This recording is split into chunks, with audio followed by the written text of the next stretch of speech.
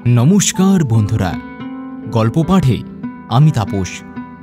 আমি আজ তোমাদেরকে পড়ে শোনাব প্রেমেন্দ্র মিত্রের লেখা তেলেনা পোতা আবিষ্কার। তো চলো আজকের এই গল্পটাকে শুরু করা যাক।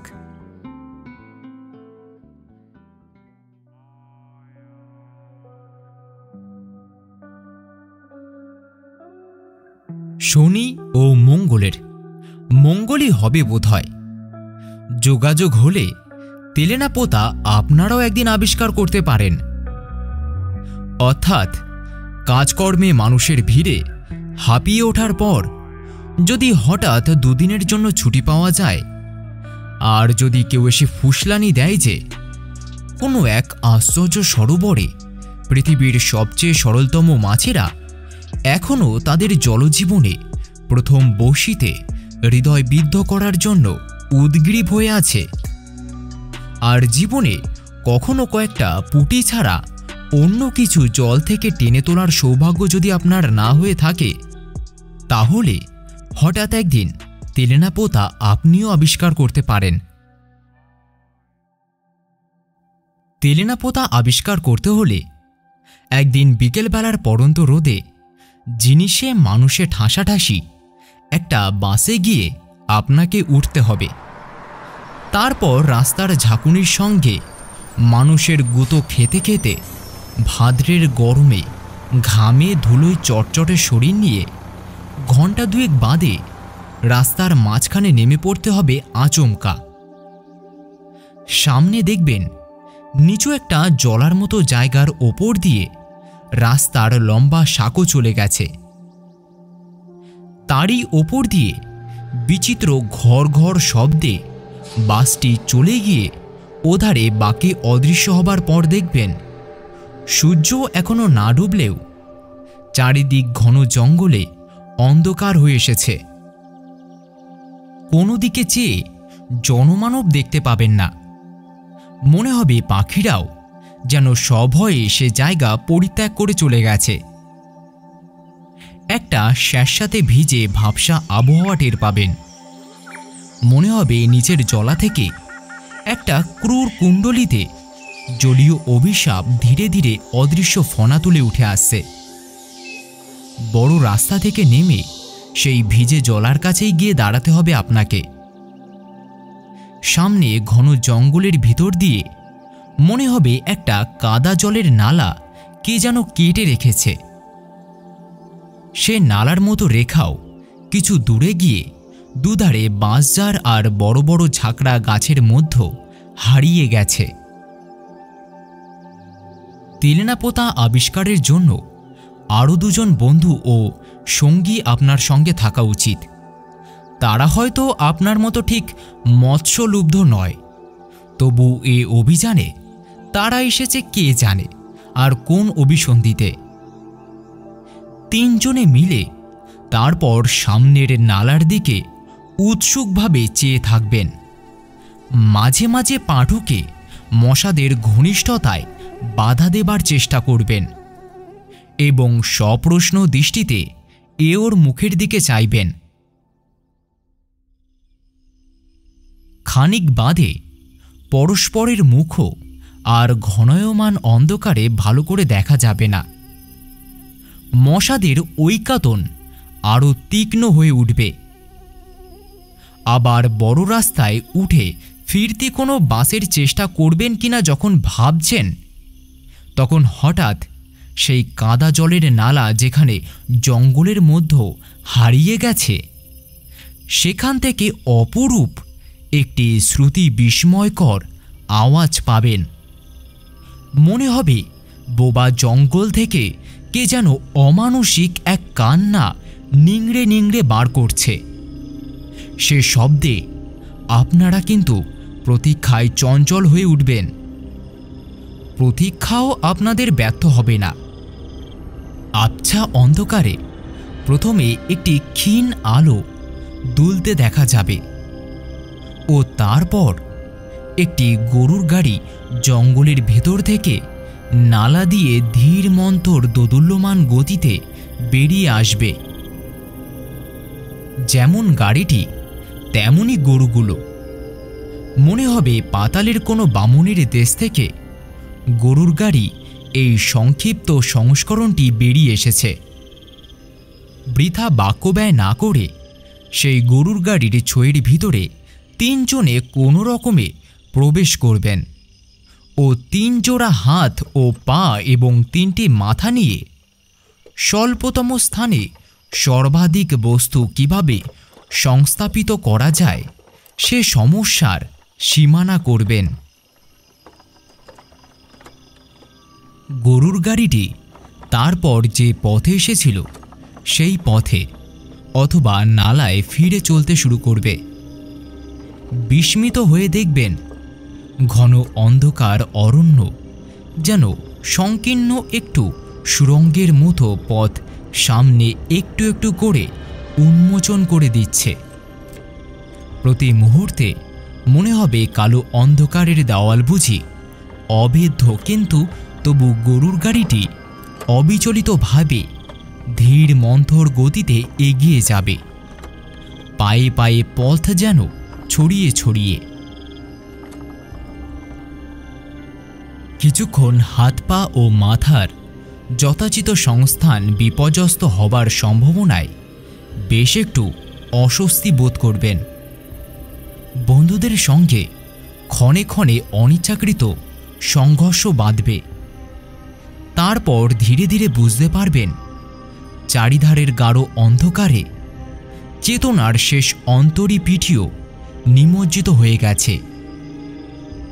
মনে হবে পরিচিত পৃথিবীকে দূরে কোথাও ফেলে এসেছেন।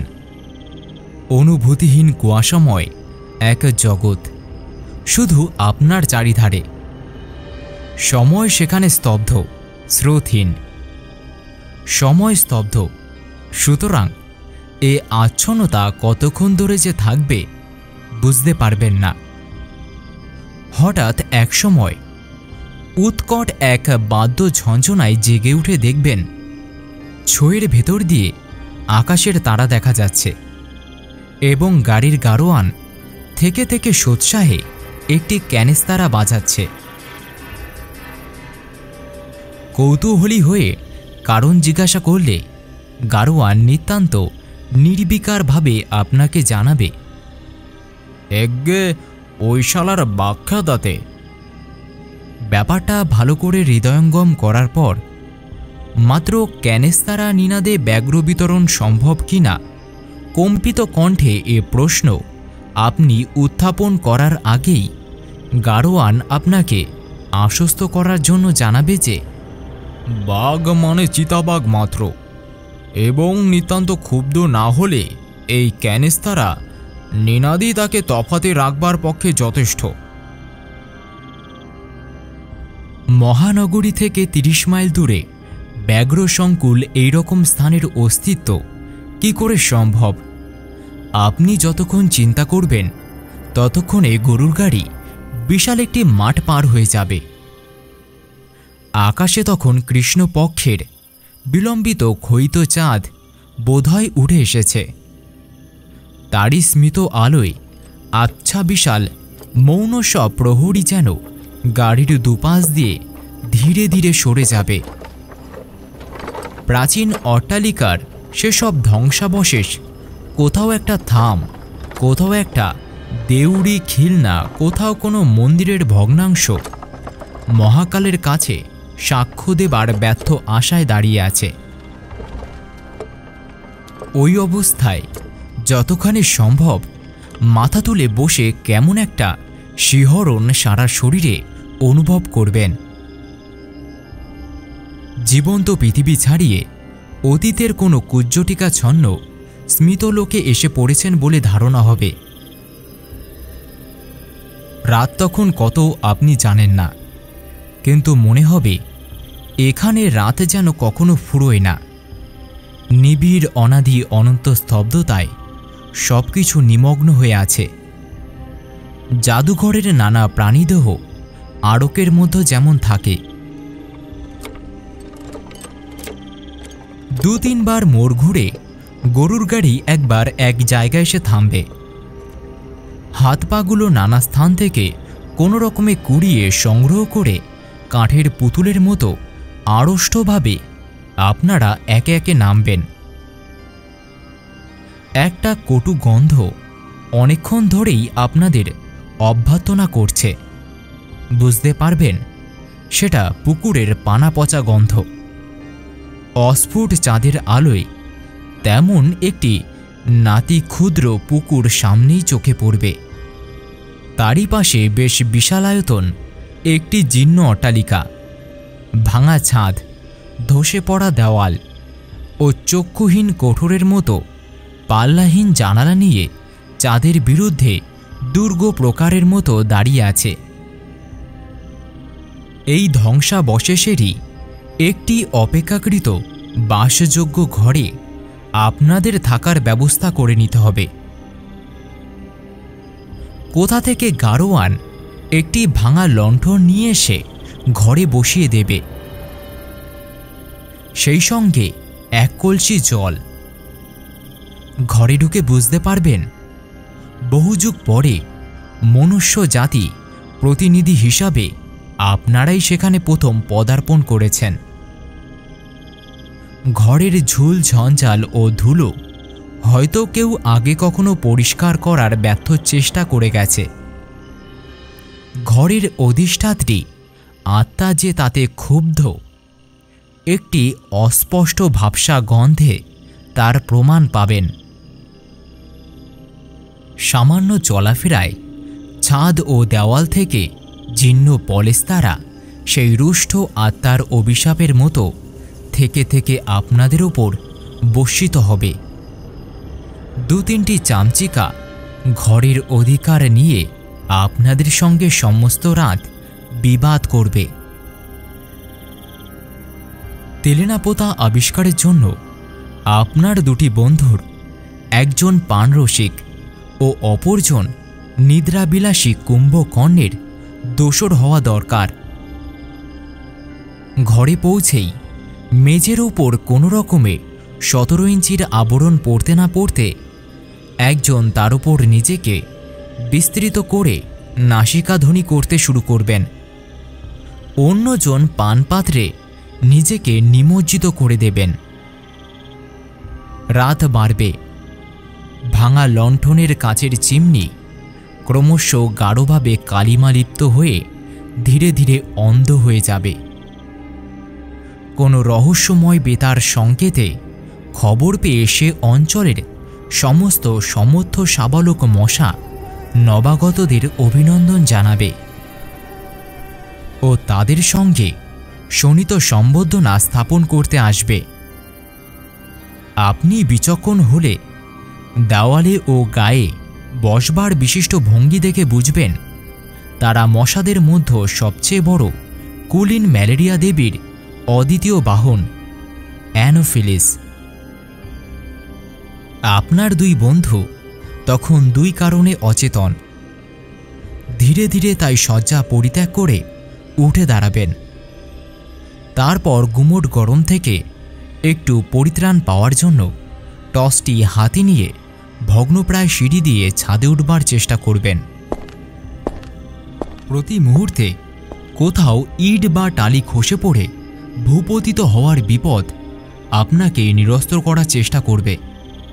তবু কোনো দুর্বার আকর্ষণে সমস্ত অগ্রাহ্য করে আপনি উপরে না উঠে পারবেন না। ছাদে গিয়ে দেখবেন অধিকাংশ জায়গায় আলিশা ভেঙে ধূলিসাৎ হয়েছে। ফাটলে ফাটলে অরণ্যের পঞ্চম বাহিনী ষড়যন্ত্রের শিকার চালিয়ে ভেতর থেকে এ অট্টালিকার ধ্বংসের কাজ অনেকখানি এগিয়ে রেখেছে। তবু কৃষ্ণপক্ষের ক্ষীণ চাঁদের আলোয় সমস্ত কেমন অপরূপ মোহময় মনে হবে খানিক্ষণ চেয়ে থাকলে। এই মৃত্যু সুষুপ্তিমগ্ন মায়াপুরীর কোনো গোপন প্রকোষ্ঠে বন্দিনী রাজকুমারী সোনার কাঠি রূপোর কাঠির পাশে নিয়ে যুগান্তরের গাঢ় তন্দ্রায় অচেতন, তা যেন আপনি টের পাবেন। সেই মুহূর্তে অদূরে সংকীর্ণ রাস্তার ওপরে একটি ভগ্নস্তূপ বলে যা মনে হয়েছিল তারই একটি জানালায় একটি আলোর ক্ষীণ রেখা আপনি হয়তো দেখতে পাবেন। সেই আলোর রেখা আড়াল করে একটি রহস্যময় ছায়ামূর্তি সেখানে এসে দাঁড়াবে। গভীর নিশীথ রাত্রে কে যে এই বাতায়নবর্তিনী, কেন যে তার চোখে ঘুম নেই, আপনি ভাববার চেষ্টা করবেন, কিন্তু কিছুই বুঝতে পারবেন না। খানিক বাদে মনে হবে সবই বুঝি আপনার চোখের ভ্রম।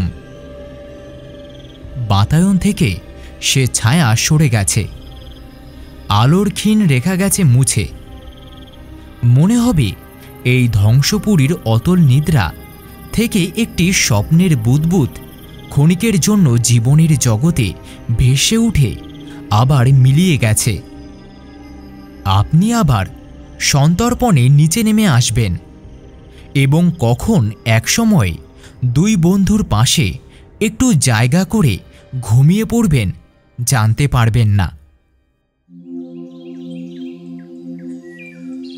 যখন জেগে উঠবেন তখন অবাক হয়ে দেখবেন এ রাত্রির দেশেও সকাল হয়, পাখির কলরবে চারিদিক ভরে যায়। আপনার আসল উদ্দেশ্য আপনি নিশ্চয়ই বিস্মিত হবেন না।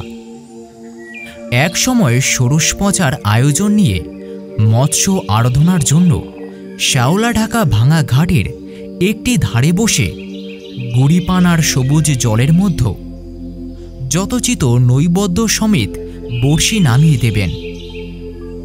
বেলা বাড়বে, ওপারের ঝুঁকে পড়া একটা বাঁশের ডগা থেকে একটা মাছরাঙা পাখি ক্ষণে ক্ষণে আপনাকে যেন উপহাস করার জন্যই বাতাসে রঙের ঝিলিক বুলিয়ে পুকুরের জলে ঝাঁপিয়ে পড়বে ও সার্থক শিকারের উল্লাসে আবার বাঁশের ডগায় ফিরে গিয়ে দুর্বোধ্য ভাষায় আপনাকে বিদ্রূপ করবে। আপনাকে সন্ত্রস্ত করে একটা মোটা লম্বা সাপ ভাঙা ঘাটের কোনো ফাটল থেকে বেরিয়ে ধীর গতিতে পুকুরটা সাঁতরে পার হয়ে ওপারে গিয়ে উঠবে। দুটো ফড়িং পাল্লা দিয়ে পাতলা কাচের মতো পাখা নেড়ে আপনার ফাতনার ওপরে বসবার চেষ্টা করবে ও থেকে থেকে উদাস ঘুঘুর ডাকে আপনি আনমনা হয়ে যাবেন। তারপর হঠাৎ জলের শব্দে আপনার চমক ভাঙবে। নিতর জলে ঢেউ উঠেছে, আপনার ছিপের ফাতনা মৃদুমন্তভাবে তাতে দুলছে। ঘাড় ফিরিয়ে দেখবেন একটি মেয়ে পেতলের একটি ঝকঝকে ঘড়ায় পুকুরের পানা ঢেউয়ে দিয়ে সরিয়ে জল ভরছে। মেয়েটির চোখে কৌতূহল আছে, কিন্তু গতিবিধিতে সলজ্জ আড়ষ্টতা নেই। সোজাসুজি সে আপনার দিকে তাকাবে, আপনার ফাতনা লক্ষ্য করবে, তারপর আবার মুখ ফিরিয়ে ঘোড়াটা কোমরে তুলে নেবে। মেয়েটি কোন বয়সের আপনি বুঝতে পারবেন না। তার মুখের শান্ত করুণ গম্ভীর্য দেখলে মনে হবে জীবনের সুদীর্ঘ নির্মম পথ সে পার হয়ে এসেছে। তার ক্ষীণ দীর্ঘ অপুষ্ট শরীর দেখলে মনে হবে কৈশোর অতিক্রম করে যৌবন উত্তীর্ণ হওয়ায় তার যেন স্থগিত হয়ে আছে। কলসি নিয়ে চলে যেতে যেতে ফিরে তাকিয়ে মেয়েটি হঠাৎ বলবে, বসে আছেন কেন, টান দিন। সে কণ্ঠ এমন শান্ত মধুর ও গম্ভীর যে এভাবে আপনা থেকে অপরিচিতের সঙ্গে কথা বলায় আপনার মোটেই অস্বাভাবিক ঠেকবে না। শুধু আকস্মিক চমকে দারুণ বিহ্বল হয়ে ছিপে টান দিতে আপনি ভুলে যাবেন। তারপর ডুবে যাওয়া ফাতনা আবার ভেসে উঠবার পর ছিপ তুলে দেখবেন বড়শিতে টোপ আর নেই। একটু অপ্রস্তুতভাবে মেয়েটির দিকে আপনাকে একবার তাকাতেই হবে। সেও মুখ ফিরিয়ে শান্ত ধীর পদে ঘাট ছেড়ে চলে যাবে, কিন্তু মনে হবে মুখ ফেরাবার চকিত মুহূর্তে একটু যেন দীপ্ত হাসির আভাস সেই শান্ত করুণ মুখে খেলে গেছে। পুকুর ঘাটের নির্জনতা আর ভঙ্গ হবে না। তারপর ওপারের মাছরাঙাটা আপনাকে লজ্জা দেবার নিষ্ফলক চেষ্টা ত্যাগ করে অনেক আগেই উড়ে গেছে। মাছেরা আপনার শক্তি সামর্থ্য সম্বন্ধে গভীর অবজ্ঞা নিয়েই বোধ হয় আর দ্বিতীয়বার প্রতিযোগিতায় নামতে চাইবে না। খানিক আগের ঘটনাটা আপনার কাছে অবাস্তব বলে মনে হবে। এই জনহীন ঘুমের দেশে সত্যি ওরকম মেয়ে কোথাও আছে আপনি বিশ্বাস করতে পারবেন না। এক সময়ে হতাশ হয়ে আপনাকে সাজ সরঞ্জাম নিয়ে উঠে পড়তে হবে। ফিরে গিয়ে হয়তো দেখবেন আপনার মৎস্য শিকারের নৈপুণ্যের বৃত্তান্ত ইতিমধ্যে কেমন করে আপনার বন্ধুদের কর্ণগোচর হয়েছে। তাদের পরিহাসে খুন হয়ে এ কাহিনী কোথায় তারা শুনল জিজ্ঞাসা করে হয়তো আপনার পানরসিক বন্ধুর কাছেই শুনবেন। কে আবার বলবে এইমাত্র যামিনী নিজের চোখে দেখে এলো যে। আপনাকে কৌতূহলী হয়ে যামিনীর পরিচয় জিজ্ঞাসা করতেই হবে। তখন হয়তো জানতে পারবেন যে পুকুরঘাটের সেই অবাস্তব করুণ নয়না মেয়েটি আপনার পানরসিক বন্ধুরই জ্ঞাতিস্থানীয়া। সেই সঙ্গে আরও শুনবেন যে দুপুরের আহারের ব্যবস্থাটা সেদিনকার মতো তাদের ওখানেই হয়েছে। সে ভগ্নস্তূপে গত রাত্রে ক্ষণিকের জন্য একটি ছায়ামূর্তি আপনাকে বিস্ময় উৎপাদন করেছিল। দিনের রূঢ় আলোয় তার শ্রীহীন জীর্ণতা আপনাকে অত্যন্ত পীড়িত করবে। রাত্রির মায়াবরণ সরে গিয়ে তার নগ্ন ধ্বংসমূর্তি এত কুৎসিত হয়ে উঠতে পারে আপনি ভাবতে পারেননি। এটাই যামিনীদের বাড়ি জেনে আপনি অবাক হবেন। এই বাড়িরই একটি ঘরে আপনাদের হয়তো আহারের ব্যবস্থা হয়েছে। আয়োজন যৎসামান্য, হয়তো যামিনী নিজেই পরিবেশন করছে। মেয়েটির অনাবশ্যক লজ্জা বা আড়ষ্টতা যে নেই আপনি আগেই লক্ষ্য করেছেন। শুধু কাছ থেকে তার মুখের করুণ গম্ভীর্য আরও বেশি করে আপনার চোখে পড়বে। এই পরিত্যক্ত বিস্মিত জনহীন লোকালয়ের সমস্ত মৌন বেদনা যেন তার মুখে ছায়া ফেলেছে। সবকিছু দেখেও তার দৃষ্টি যেন গভীর এক ক্লান্তির অতলতায় নিমগ্ন। একদিন যেন সে এই ধ্বংসস্তূপেই ধীরে ধীরে বিলীন হয়ে যাবে। আপনাদের পরিবেশন করতে করতে দু চারবার তাকে তবু চঞ্চল ও উদ্বিগ্ন হয়ে উঠতে আপনি দেখবেন। ওপরতলার কোনো ঘর থেকে ক্ষীণ একটা কণ্ঠ যেন কাকে ডাকছে। যামিনী ব্যস্ত হয়ে বাইরে চলে যাবে। প্রত্যেকবার ফিরে আসবার সঙ্গে তার মুখের বেদনার ছায়া যেন আরো গভীর হয়ে উঠেছে মনে হবে। সেই সঙ্গে কেমন একটা অসহায় অস্থিরতা তার চোখে। খাওয়া শেষ করে আপনারা তখন একটু বিশ্রাম করতে পারেন।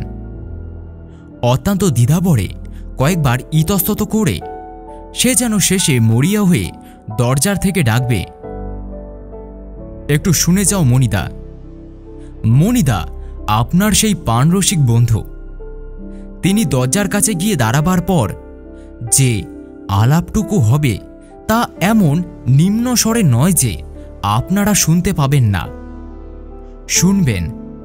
যামিনী অত্যন্ত কাতর স্বরে বিপন্নভাবে বলছে, মা তো আর কিছু শুনছেন না। তোমাদের আসার খবর পাওয়া অবধি কি যে অস্থির হয়ে উঠেছে কি বলবো। মণি একটু বিরক্ত স্বরে বলবে, ও সেই খেয়াল এখনো? নিরঞ্জন এসেছে ভাবছে? হ্যাঁ, কেবলই বলছেন যে নিশ্চয়ই এসেছে, শুধু লজ্জায় আমার সঙ্গে দেখা করতে পারছে না। আমি জানি, তাকে ডেকে দে। কেন তুই আমার কাছে লুকোচ্ছিস? কি যে আমি করব ভেবে পাচ্ছি না। অন্ধ হয়ে যাওয়ার পর থেকে আজকাল এত অধৈর্য বেড়েছে যে কোনো কথা বুঝলে বোঝে না। রেগে মাথা খুঁড়ে এমন কাণ্ড করে যে তখন ওর প্রাণ বাঁচানো দায় হয়ে ওঠে। এ তো বড় মুশকিল দেখছি। চোখ থাকলেও না হয় দেখিয়ে দিতাম যে যারা এসেছে তাদের কেউই নিরঞ্জন নয়। ওপর থেকে দুর্বল অথচ তীক্ষ্ণ ক্রুদ্ধ কণ্ঠে ডাকটা এবার আপনারাও শুনতে পাবেন। যামিনী এবার কাতর কণ্ঠে অনুনয় করবে। তুমি এক বাটি চলো মণিদা, যদি একটু বুঝিয়ে সুঝিয়ে ঠান্ডা করতে পারো। আচ্ছা, তুই যা, আসছি। মণি এবার ঘরে ঢুকে নিজের মনেই বলবে, এক আচ্ছা জ্বালা হয়েছে, যা হোক। বুড়ির হাত পা পড়ে গেছে, চোখ নেই, তবু বুড়ি পণ করে বসে আছে, কিছুতেই মরবে না। ব্যাপারটা কি এবার হয়তো জানতে চাইবেন। মণি বিরক্ত স্বরে বলবে, ব্যাপার আর কি? নিরঞ্জন বলে ওর দূর সম্পর্কের এক বোনপোর সঙ্গে ছেলেবেলায় যামিনীর সম্বন্ধ উনি ঠিক করেছিলেন। বছর চারেক আগেও সে ছোকরা এসে বলে গেছে বিদেশের চাকরি থেকে ফিরে এসে ওর মেয়েকে সে বিয়ে করবে।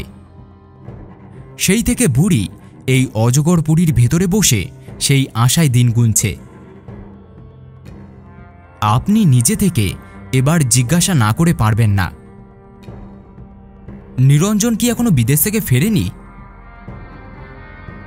আরে সে বিদেশে গেল কবে যে ফিরবে? নেহাত বুড়ি নাছোড়বান্দা বলে তাকেই ধাপ্পা দিয়ে গিয়েছিল। এমন ঘুটেকুড়ুনির মেয়েকে উদ্ধার করতে তার দায় পড়েছে। সে কবে বিয়ে থা করে দিব্যি সংসার করছে, কিন্তু সে কথা ওকে বলে কে? বললে বিশ্বাসই করবে না, আর বিশ্বাস যদি করেন তাহলে এক্ষুনি তো দম চুটে অক্কা। কে মিচিমিচি পাতকের ভাগী হবে। যামিনী নিরঞ্জনের কথা জানে? তার জানে না, কিন্তু মায়ের কাছে বলার উপায় তো নেই। যাই, কর্মভোগ সেরে আসি। বলে মণি সিঁড়ি দিয়ে পা বাড়াবে। সেই মুহূর্তে নিজের অজ্ঞাত সারেই আপনাকে হয়তো উঠে দাঁড়াতে হবে। হঠাৎ হয়তো বলে ফেলবেন, চলো আমিও যাব। তুমি যাবে? মণি ফিরে দাঁড়িয়ে সবিস্ময়ে নিশ্চয়ই আপনার দিকে তাকাবে। হ্যাঁ, কোনো আপত্তি আছে গেলে? না, আপত্তি কিসের? বলে বেশ বিমূঢ়ভাবেই মণি আপনাকে পথ দেখিয়ে নিয়ে যাবে।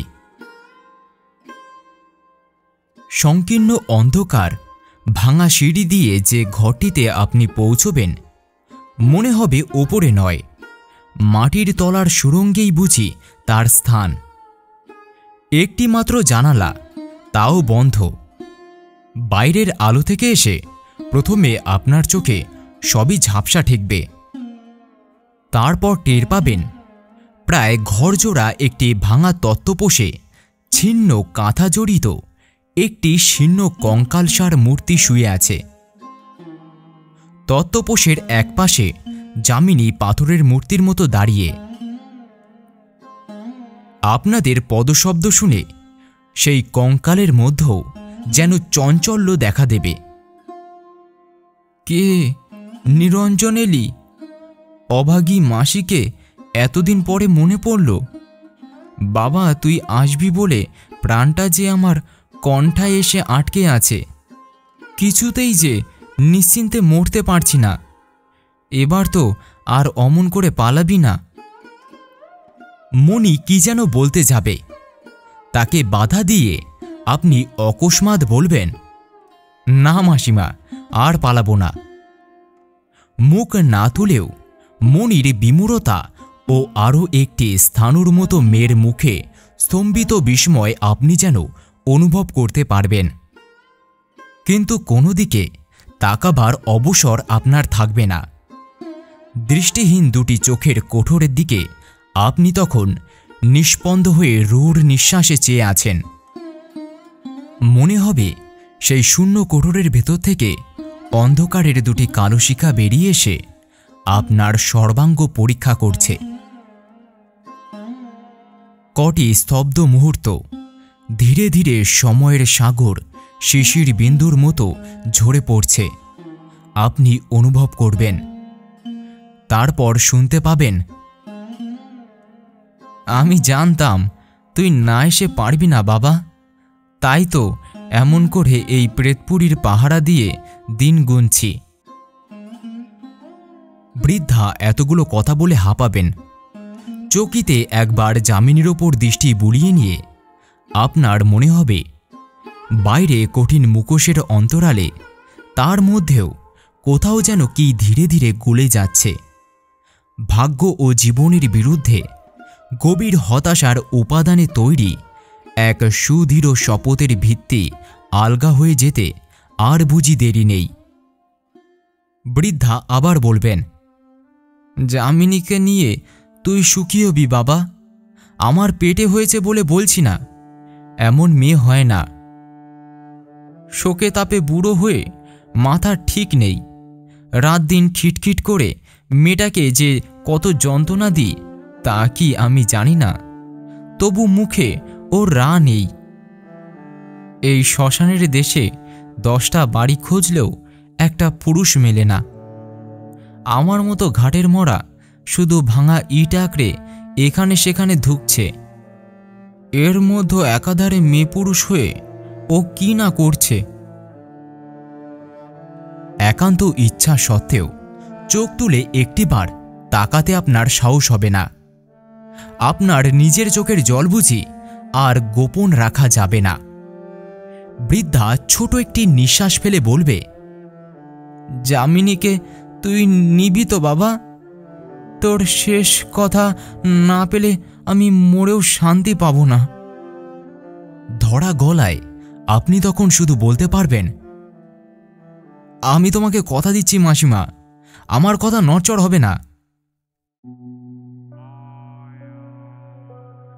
তারপর বিকেলে আবার গরুর গাড়ি দরজায় এসে দাঁড়াবে। আপনারা 3 জনে একে একে তাতে উঠবেন। যাবার মুহূর্তে গাড়ির কাছে এসে দাঁড়িয়ে আপনার দিকে সেই করুণ দুটি চোখ তুলে যামিনী শুধু বলবে, আপনার ছিপটি যে পড়ে রইল।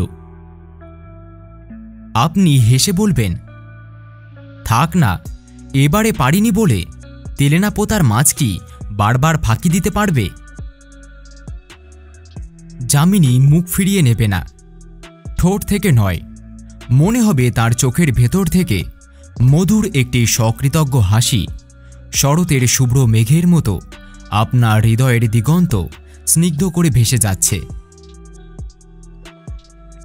গাড়ি চলবে। কবে 100 না 150 বছর আগে প্রথম ম্যালেরিয়ার মড়কের এক দুর্বার বন্যা তেলেনাপোতাকে চলমান জীবন্ত জগতের এই স্মিতবিলীন প্রান্তে ভাসিয়ে এনে ফেলে রেখে গিয়েছিল, আপনার বন্ধুরা হয়তো আলোচনা করবেন। সেসব কথা ভালো করে আপনার কানে যাবে না।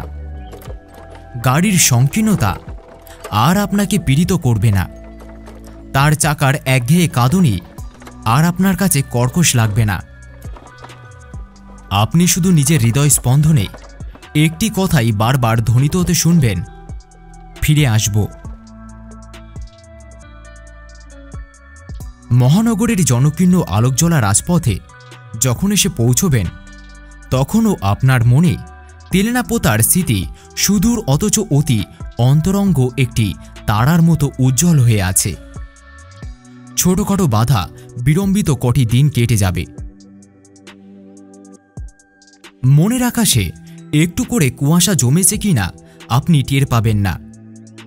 তারপর যেদিন সমস্ত বাধা অপসারিত করে তেলেনাপোতায় ফিরে যাবার জন্য আপনি প্রস্তুত হবেন, সেদিন হঠাৎ মাথার যন্ত্রণা ও কম্প দেওয়া শীতে লেপ তোষক মুড়ি দিয়ে আপনাকে শুতে হবে। থার্মোমিটারের পারা জানাবে 105 ডিগ্রি। ডাক্তার এসে বলবে, ম্যালেরিয়া কোথা থেকে বাগালেন? আপনি শুনতে শুনতে জ্বরের ঘোরে আচ্ছন্ন হয়ে যাবেন। বহুদিন বাদে অত্যন্ত দুর্বল শরীর নিয়ে যখন বাইরের আলো হাওয়া কম্পিত পদে এসে বসবেন, তখন দেখবেন নিজের অজ্ঞাত সারে দেহ ও মনের অনেক ধোয়া মোছা ইতিমধ্যে হয়ে গেছে। অস্ত যাওয়া তারার মতো তেলেনাপোতার স্মৃতি আপনার কাছে ঝাপসা একটা স্বপ্ন বলে মনে হবে। মনে হবে তেলেনাপোতা বলে কোথাও কিছু সত্যিই নেই। গম্ভীর কঠিন যার মুখ আর দৃষ্টি যার সুদূর ও করুণ ধ্বংসপুরীর ছায়ার মতো, সেই মেয়েটি হয়তো আপনার কোনো দুর্বল মুহূর্তের অবাস্তব কুয়াশাময় কল্পনা মাত্র। একবার ক্ষণিকের জন্য আবিষ্কৃত হয়ে তেলেনা পোতা আবার চিরন্তন রাত্রের অতলতায় নিমগ্ন হয়ে যাবে।